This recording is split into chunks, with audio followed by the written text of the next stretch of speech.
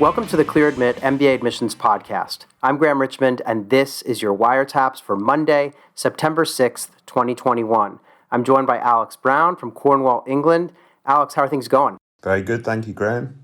So I know we talked about this before we kind of came on air, but I know you're still in a kind of shutdown, or at least the pub is shut down for another few days here. The pub is shut down, but it's actually supposed to open up today. Okay. But it's not actually today, it's in 4 days' time, but when people are listening to it, it is today. I keep having to explain that. All right. And we should say Happy Labor Day too, right? Because in the US, it's Labor Day today, even though today it's not Labor Day, but you get what I'm saying. Yes, because we recorded in advance, but happy Labor Day to everyone. I'm finally back on your side of the Atlantic. Although, as they say, the channel is wider than the Atlantic. People often say that about the relations between France and England versus, England and the U.S. But in any event, I'm back. What's been going on the MBA admissions side of things? I feel like I'm seeing more activity with respect to Livewire and things, but give us your update. Yeah, a little bit more activity. I mean, clearly we're getting very close now to those sort of round one deadlines. This upcoming week, it's going to be, the big three, for example, round one. So we're getting a lot more activity like that. We're also getting some early admits out of Columbia, so early decision admits. So that's always good to see. Things are starting to bubble up. Yeah, and so I want to congratulate everyone that's gotten into Columbia Early Decision, because we have seen a few of those come across on the site, and also just give folks a little bit of words of encouragement, since you're right, this week is killer for deadlines and round one deadlines, and so I know everyone's probably triple checking their essays and data forms and getting everything together, while simultaneously speed dialing their recommenders to make sure they've done their part. So good luck to everyone, as you come down the home stretch with some of these applications for round one. Crazy time. Very good. Very good. So the other thing, Alex, that I wanted to talk about is that we've got news that Kate Smith, who's the assistant dean over at Kellogg, so runs the admissions office and stuff, she is leaving. It's going to be leaving. I think her departure is sort of imminent. Taking some time to spend more time with family and kind of plan her next move.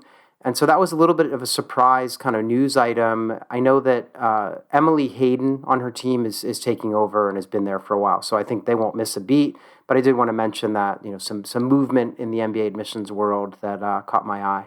Yeah, timing is a big surprise, quite frankly. Yeah, agreed. Right before the season begins here. And really, when you look at it from a recruiting standpoint, the season's already in full-on, mode here with schools doing info sessions and stuff. So anyway, we'll see how they do over there. The other news from our side is we ran an admissions director Q&A on the website. So a written piece with Janice Kennedy, who's the director of admissions at Rice Jones. So that's a good piece to read. We also did short kind of content pieces about the class of 23 profiles that have come out for both Harvard and Tuck, and we'll have more of those coming. We always like to profile what the stats look like and offer some, commentary and key takeaways from each school's profile as they publish them. So stay tuned for more of those. The big thing for me, and Alex, I'm sure you probably noticed this, but in HBS's class profile, things are really different this year because they have a much larger class. They had allowed everyone who wanted to defer back in the spring of 2020. And so they had only 700 and change students in that year as opposed to their normal 900. But now this year they've got over 1,000, I believe, as they're trying to kind of compensate a bit. So the next 2 years they're going to have larger than average classes. So that was just kind of interesting to see how they're kind of dealing with all that. Yeah, it'd be interesting to see what the feedback's like when students are on campus and whether there's any noticeable difference. But obviously from HBS's standpoint, it's a great way to get some of their money back. Right. Yeah, and also just to, they had to find a place to put the 200 or so candidates who opted not to come from that 2020 admissions cycle. So, this, we'll see how it shakes out. But I guess the good news for applicants, last year and this year is that basically, because they made the class bigger, it's not like there were fewer slots available for candidates. No, quite frankly, Graham, I think HBS did the right thing. Yeah. They did the right thing last year in terms of allowing people to waive or defer or whatever the right term is, and not sort of creating anxiety around that. And they've done the right thing by not disadvantaging folks applying this season and next season because of that process. Yeah. So, yeah, kudos, hats off. Yep, agree. A couple events coming up for us. We're going to be doing on the 15th of September. So in just like a little over a week's time, we're doing a career switching webinar with Georgia Terry School of Business. And that's basically a webinar that's just going to talk about using the MBA to make a career change, which, as we know, many candidates want to do. We also have these essay events coming up on the 22nd and the 29th of September, as well as the 6th of October. For those of you keeping score at home, those are 3 consecutive Wednesdays, and the events are always at noon Eastern. And I'm not going to list all the schools because it's really just a who's who of the top. We have like 15 schools taking part, and it's basically all the top schools, including, Stanford and LBS and Booth and Berkeley. There are just a whole bunch of schools. So you can sign up for the essay events by just going to bit.ly/essay event series, all one word, all lowercase. And you can sign up for that career switching webinar that we're running by going to bit.ly/career switch MBA. Again, all one word, all lowercase. So those should be fun. Alex, I have some good news in that we got a review. So somebody was listening to my complaining for the last couple of weeks, and we did get a review. We think, I know you and I were talking, we think we even know maybe who it came from. And they're not related to us. I just want to make that known. But the review says, more than just a podcast.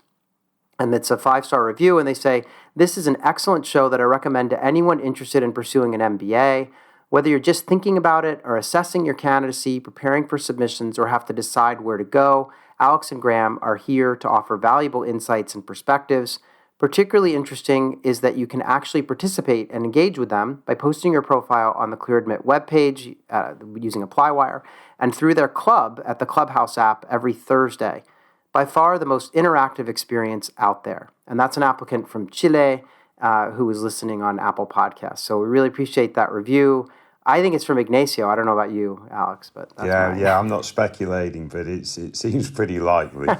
Yeah, so thanks so much for that. Obviously, if anyone has questions or just wants to send us an email to say hi, you can email us at info@clearadmit.com. Use the subject line wiretaps. So, Alex, we've kind of rambled on, or I know I have here for a bit, but we have 3 candidates that we're going to review this week, as always. So what do you think? Should we get going? Yeah, let's kick on. All right, so this is Wiretaps candidate number 1. So this is a candidate looking to start school next fall, so in the fall of 22, and they have 13 schools on the target list. Those schools are Berkeley, Cambridge, Cornell, Dartmouth, Georgetown, Harvard, Imperial, INSEAD, LBS, Michigan, Stanford, Rotman, and Washington Foster.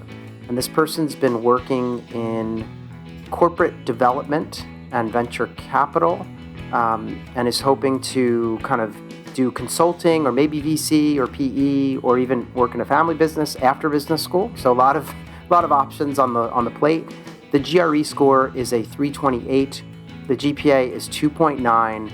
And they have 5 years of work experience. They're located in Canada, and they gave us a fairly lengthy description of the different work experiences they've had. And I say lengthy because they bounced around quite a bit. They did like a year and a half of corporate dev at a tech firm in Dubai.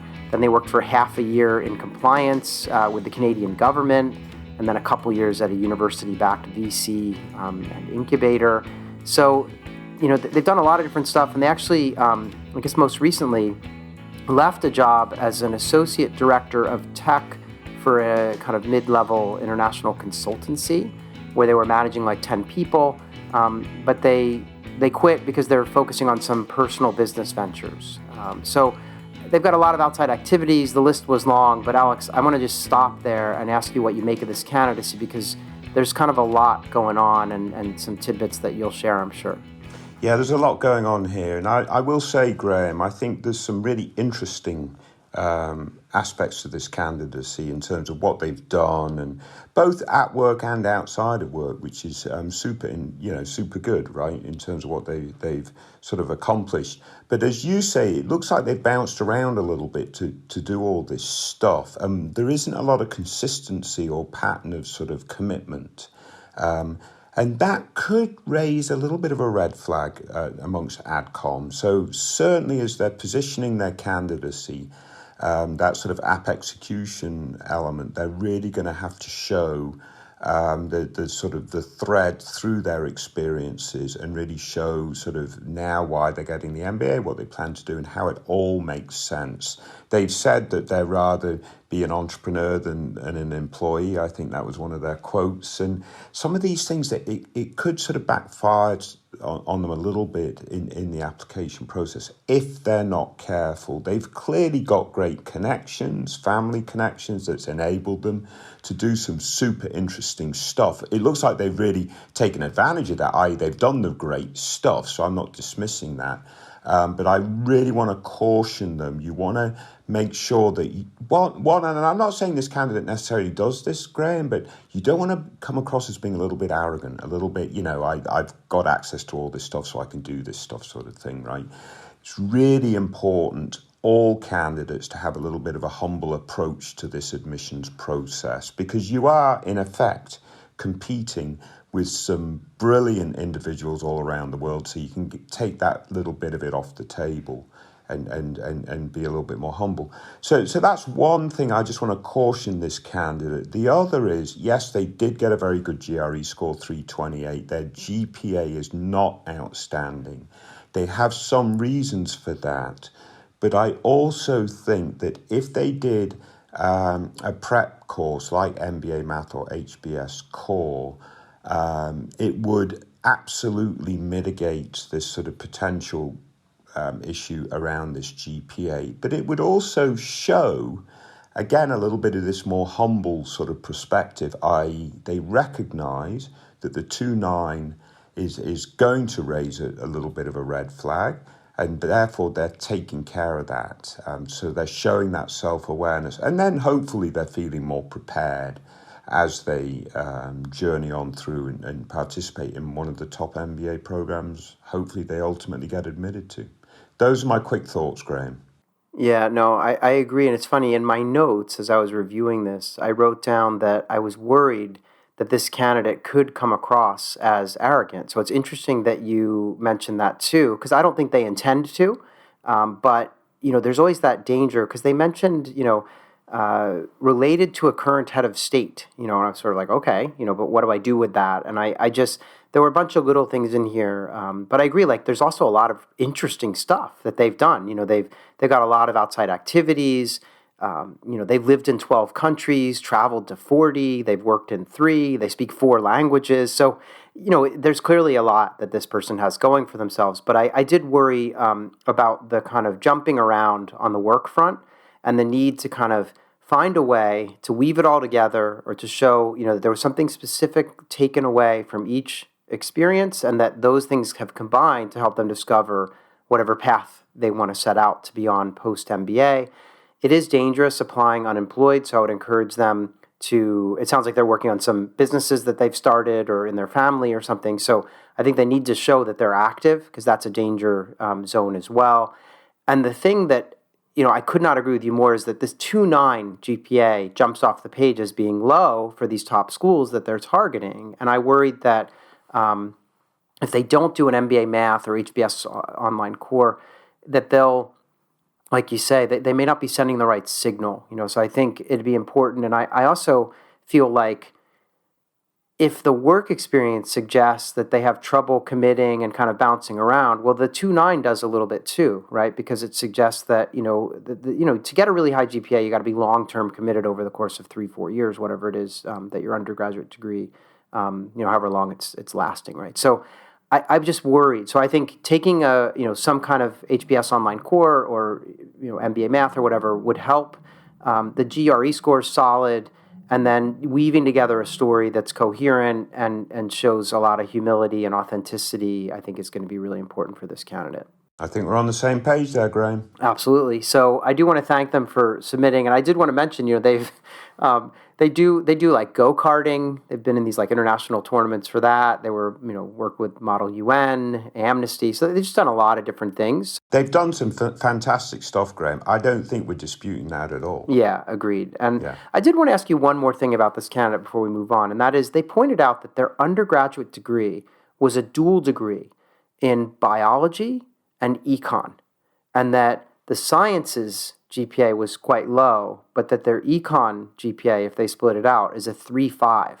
Do you think that matters? Like, should they mention that in the optional essay? Like, hey, I did this dual degree. I was in reality much more passionate about econ and business, which is where my career has gone. But the science, grades did drag my overall GPA down, and it was a learning experience or whatever. I don't know what they would say, but do you think that makes sense as part of their sort of strategy here? I think they can mention that, but if they mention that and then the next sentence says, and in the meantime, I've taken MBA Math or HBS Core just to ratchet up my preparation, I think then yeah, that's perfect. Yeah, that sounds like the winning formula to me. I agree with you. So, all right, so let's move on though, and thanks to that person for their post. Let's move on and talk about Wiretap's candidate number 2. So this candidate is also looking to start school in the fall of 22. She has 4 schools on the target list, and those are Columbia, HBS, Stanford, and Wharton. She's been working in venture capital in India, and post-MBA, she would love to stay in VC, and she's got companies like Excel Partners, First Round Capital, Kleiner Perkins, and NEA on her list. GMAT score is 750, GPA 3.55, and she's got 4 years of work experience. She would love to land either in India or the USA after business school, and she indicates in the notes that she is Indian, female, raised in the Middle East, with a bachelor's in commerce. She indicates she also has the CIMA qualification for accounting in the UK and is a CFA Level 2 candidate. She's been working at a VC fund that's backed by a bunch of marquee entrepreneurs. And also, I guess she's also been somehow involved with the family office of a billionaire founder for one of the highest valued startups in the country, and has a lot of key responsibilities. She's done a lot of ECs, mainly. She is a classically trained dancer and has been doing so, dancing for 20 plus years with over 50 regional and national awards to date. And so, that's kind of the background. She talks a little bit more about her goals and had a little bit of back and forth with you about school selection.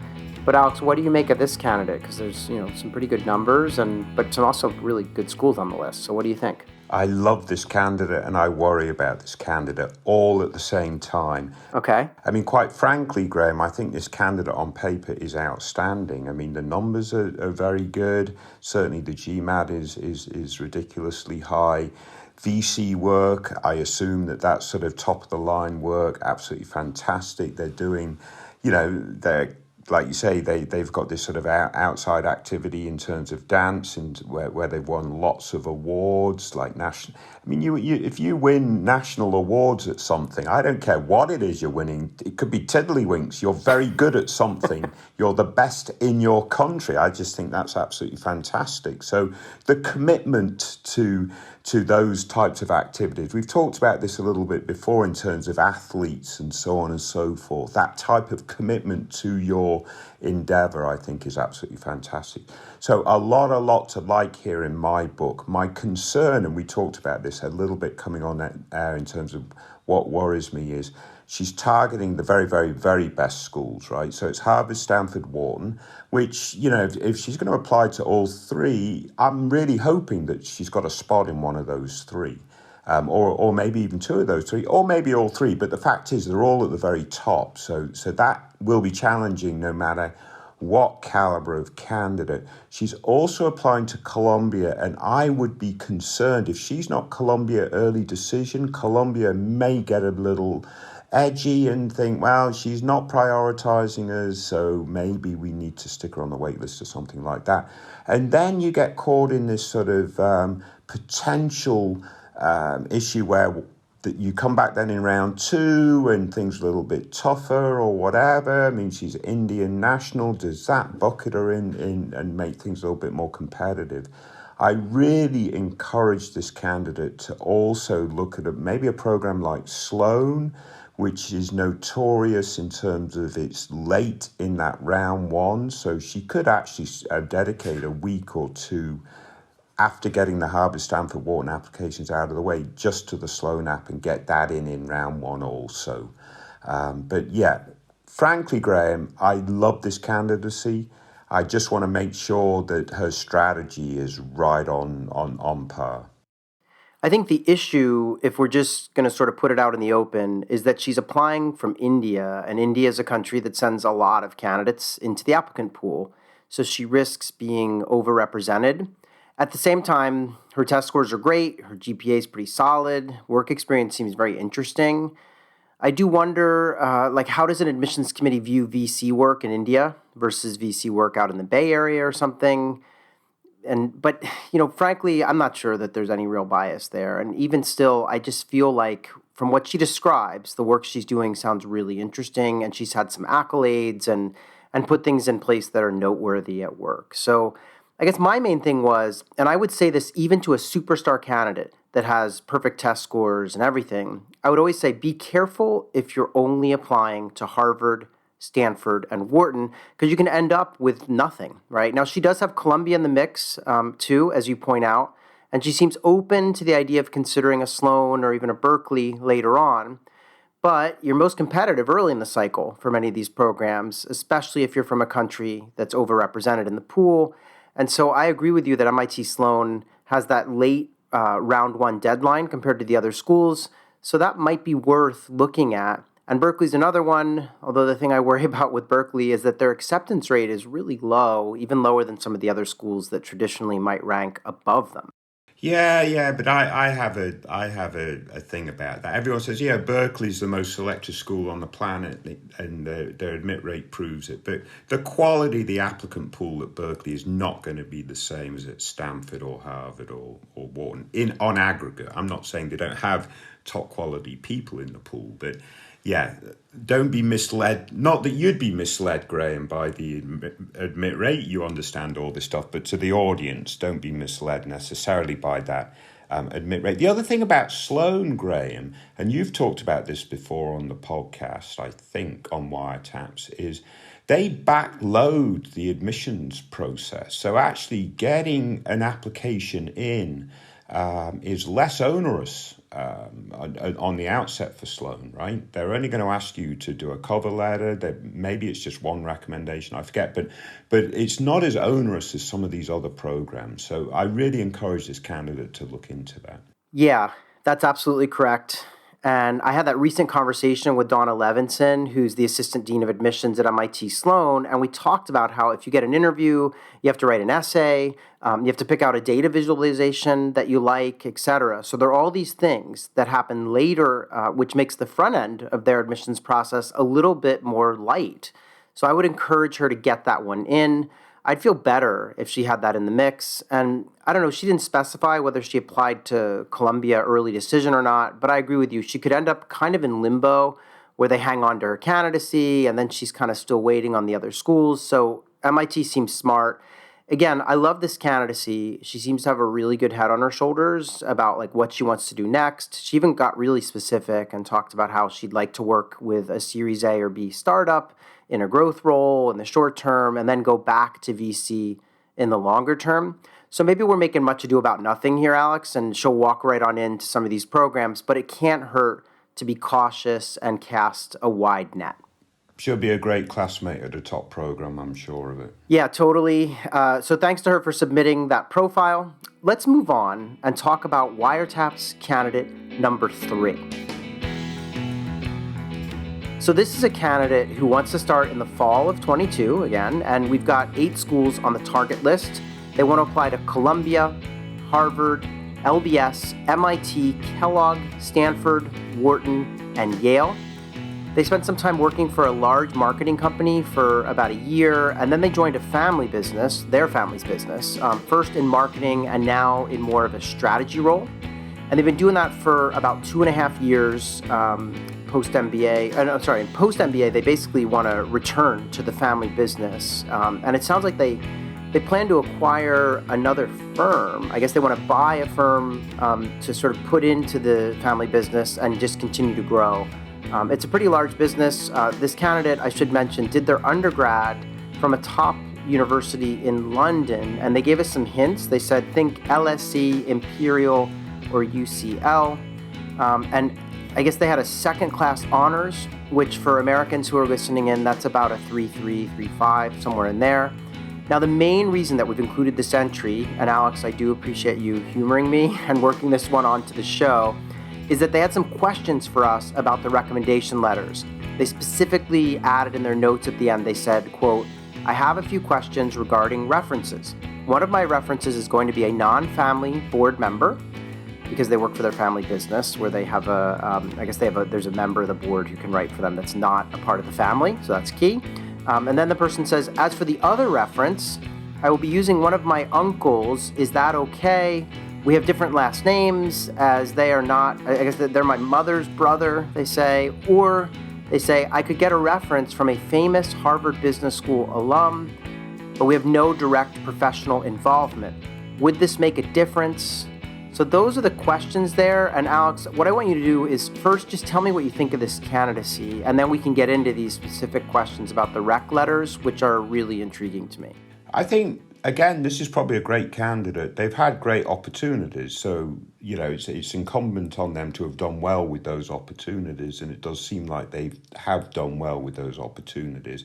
They're clearly a zero risk for a business school in terms of after business school, they go back into the family business, which is a huge business from what I think they've articulated. And beyond with it, they've got a plan. They're going to buy a startup, bring it into the family business, and they're going to integrate. So they've thought all this stuff through. So all that is really good, and they're super smart. They've got the right top GMAT score and so on and so forth. So a very low risk candidate. But this recommendation question is crazy, Graham. Absolutely no uncle. I don't care if they've got a different last name. You just don't do that stuff. And absolutely no famous alumni that doesn't really know you just because maybe they could do you a favor because of the family, whatever the reason. I mean, it's going to be very evident in that recommendation that they don't know you. So they're not only adding no value, they're adding negative value. In that case, because it really shows lack of judgment on the part of the candidate for the selection of both of these recommenders. Because at the end of the day, even if it's a different last name, you're trying to get away with something. If that backfires, it's going to be a huge problem. So, Graham, I'll let you talk about, identifying potential recommenders. I do want to say, I think this is probably a great candidate. So I don't want this candidate to be whatever. Just make sure you get the choice of recommenders to really sort of seal the deal. I mean, all was going well as I was reading the profile until I got to those questions about the references, and I was like, oh, this is textbook. These are really good questions. And as soon as I saw it, I was like, we've got to talk about this on the show, because I think it's really a good way to illustrate how to go about selecting recommenders. When you're in this kind of a situation where you work for a family business or your own venture, it can be kind of a nightmare to find someone to write a recommendation who's not a family member or who's going to be above you in the hierarchy. By the way, you mentioned that the family business is pretty big. So here's a little more background. This candidate here mentioned that it's in a developing Asian country. So remember, they went to school in the UK and London, but they live in Asia, and that's where the company is. And this business is worth about $5 billion. Yes. So I guess that's like a little bit larger than ClearAdmit if you're trying to put it into scale. So it's a big company. And it sounds like they have a lot of responsibility and would be a great classmate. And there are a lot of interesting things to say, that they could say in the classroom, I'm sure. But I agree with you. You cannot use an uncle, even if they have a different last name. And you can't use the HBS alum who has no real connection to you. That's sort of a recipe for disaster, if you ask me. But who can you use? So, to answer your question, I would say most businesses have customers, clients, or counsel that they can go to and ask. And I think she's made a great decision in getting a non-family board member to write one of the letters. I would wonder whether there's a client there that she's done business with, or even some kind of joint venture partner, or someone out there that she's, kind of led some strategic relationship with, where they've been exposed to her business acumen and could write about their experience working with her. The only other thing I could think of is that sometimes entrepreneurs will use a lawyer, an accountant, or someone that's kind of regularly working with the business and, again, has exposure to the candidate and can see them in action. But yeah, it's tricky. I recognize that it's not an easy decision. I did actually wonder, though, remember when they graduated, they initially went and worked with, I think they worked at like a marketing company. And so they had that first job. They worked for a large marketing company, so that could be an option too.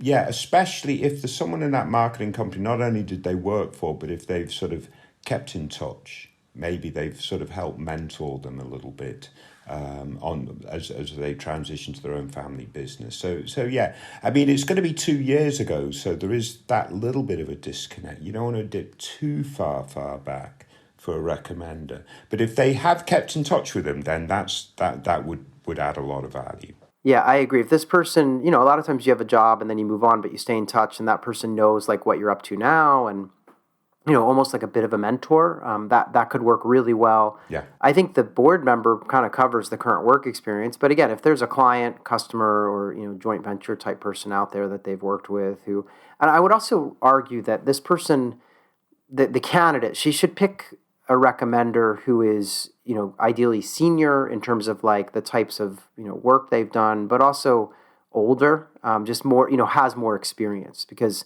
that'll help too. So, I guess the assumption being that the older, more experienced person, the person is, just that their voice carries a little more weight, and I think that their ability to be objective may be seen as being a little bit better. So I just want to really strongly encourage this candidate to avoid going with the uncle or the random HBS alum that they don't really know, but maybe knows their family a bit, because that could really backfire.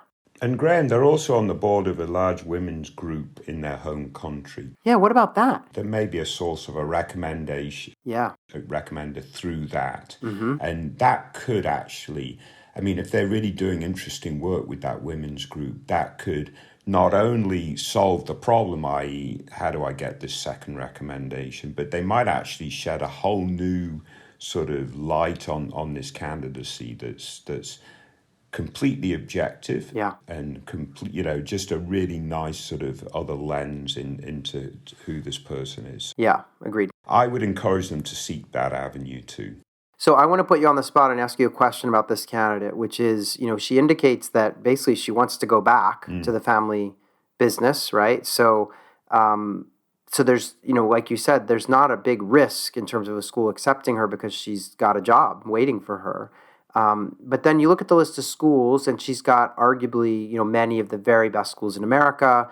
And then she also has London Business School on the list, arguably best business school in the UK or something, right? So she has some really good schools on the list. But if you were like, how should one go about picking a school when you have a job waiting? And, should she be looking at like, what are these networks like for each program in her home market, or maybe in the markets that she's hoping to expand her company into? Or like, how would you go about figuring this out? Like, what's the right place for her to land? Yeah, that I was actually going to ask you a sort of similar follow-up question. They've targeted 8 schools, of which 6 are M7 schools. Yeah. Then there's Yale and there's London Business School. I'm not quite sure which school she's not targeting out of the M7. It looks like Chicago Booth. So Booth got thrown out of the ballpark already. But is the spread good enough in terms of what she's targeting? I would hope so. Again, maybe they've got to get into the first round, certainly with some of these applications to maximise their opportunity. But whether there's a case, they've got Yale in here, whether they should be also thinking maybe Tuck or something like that. But yeah, So she's got the guaranteed job. So what does she need out of the MBA program? She needs two things. One is she needs to learn some stuff. So these are all very good, strong academic programs. So she's going to learn a lot of stuff no matter where she goes. I do agree with you, Graham. It's the strength of network in the region in which this business is in. That's got to be a pretty determining factor to me. Why is INSEAD not on the list? Yeah, that's exactly where I was driving. I was like, if this business, the $5 billion company in Asia, maybe INSEAD's maybe INSEAD's not on the list because it's a 1 year, type format or short format, and maybe she really wants a kind of immersive 2 year Yeah, kind of thing maybe. or something. I don't know, but that did come to mind. I also was just wondering, like, is the business looking to expand into the U.S. or into Europe, and that might, change the way I think of where she should be applying to. But I think she has some range. If you look at, she has one non-M7 school in Yale, although Yale's not so easy to get into. And then she has LBS, which, higher acceptance rate than the M7 perhaps, although they probably get a lot of applications from candidates in Asia. So, it's tricky. I do wonder. I mean, my view is she can probably apply to a bunch of these in the first round and then see where the chips are falling and adjust accordingly if need be. But I like the candidacy. It's a very interesting one, and I think she'll have a lot to share. But she's just got to make sure she's strategic about explaining, what her vision is for this business. She didn't get into any detail for us in terms of like what sector they operate in or anything. But ideally, she can tie some of that sector-specific stuff to club activities or, elective coursework she might want to take, or just really think this through. But I see a compelling candidacy, and as long as she gets the recommendations piece right, she should have a good chance at a lot of these schools. Yeah. I'm speculating. I know exactly what she's doing with the business. You've got a $5 billion business that's probably a little bit old school. So they're going to buy a startup that's high flying, that's got some piece of technology that's going to completely innovate their industry, and she's going to use that to innovate their company within that industry. I've got it all sorted out, Graham.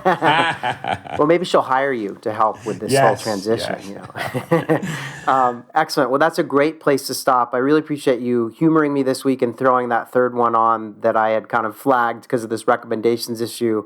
But as always, all three candidates are really interesting to discuss. And yeah, we'll do it all in 1 week's time. Thanks, Alex. Very good, Graham. You're just bragging that you're reading a Plywire over the weekend and I wasn't on top of it. But yeah, no, seriously, thanks for your help. And we'll see you next week, I guess. Very good. Everyone, stay safe. Take care.